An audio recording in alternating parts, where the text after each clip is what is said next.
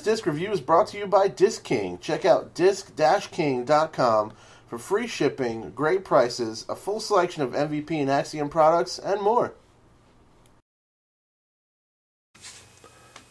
What's up, YouTube? Welcome to my review of the HyzerBomb MOAB. It's the first run disc from HyzerBomb.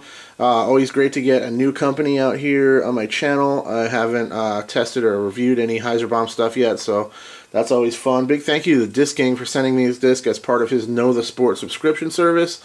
You guys definitely want to take a look at that. I've been doing unboxing videos as the packages come in every month, and also I've been reviewing the discs as well. It's been a lot of fun. So check out disc-king.com or find them on Facebook for more information about the service. It's a lot of fun. Let's take a look at this guy first of all. Interesting stamp on this dude.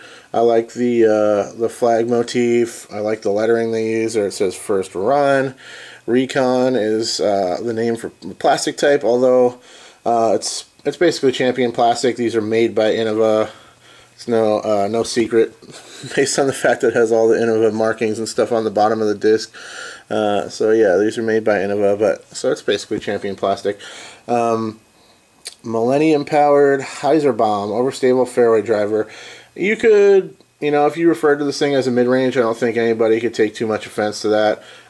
It's a really, really slow driver, or basically a kind of a fast mid-range. Either way, it doesn't really make that much of a difference. It's all about how it flies and how it fits into your golf game. Let's take a look at the rim profile on this disc. Very interesting kind of rim profile. I think one of the most defining characteristics of it is that flat, like 90-degree angle there on the rim, on the outer rim profile there, and then the inside it has like a little bit of like a bead type feel to it that I think you can see. A little bit of flashing going on, but that's no big deal.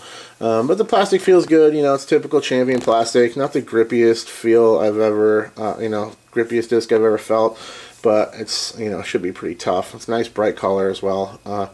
Good. Always nice to get my test discs in these nice bright colors, because it's going to happen. One of these days I'm going to lose a test disc and it's going to suck, but so far, so good over here. So yeah, let's take a look at this next to a pretty similar disc that I have in the inventory, just out of curiosity, which is the DD Justice. Another extremely overstable, relatively short-range disc.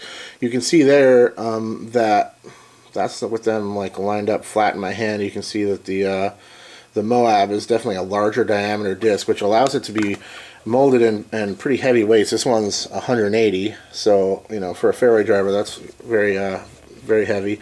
But yeah, you can see the difference in the rim profiles there. Relatively substantial. This disc has a little bit of a profile on top, while the Justice is like bored flat.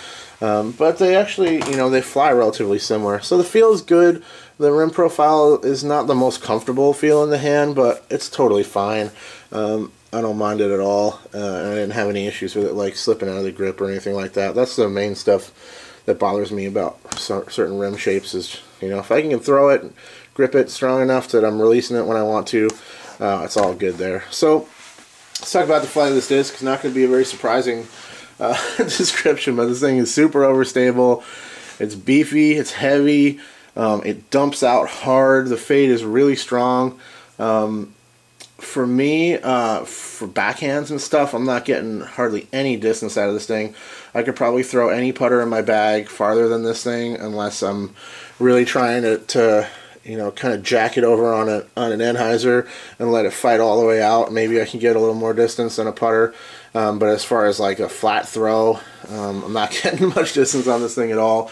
It's extremely overstable. I think it's a cool idea to do a large diameter overstable disc, so then you can produce it in the heavier weights. So when you're throwing in windy conditions, that extra weight is just going to be beneficial there and kind of help the overall overstable nature of the disc. For me, backhand, I'm not even sure I could really use it to throw around a corner, because the fade is so dramatic it almost falls straight down rather than dumping out left and hooking left all the way. It kind of veers left slightly, and then when it loses speed it just drops out of the air and spikes down.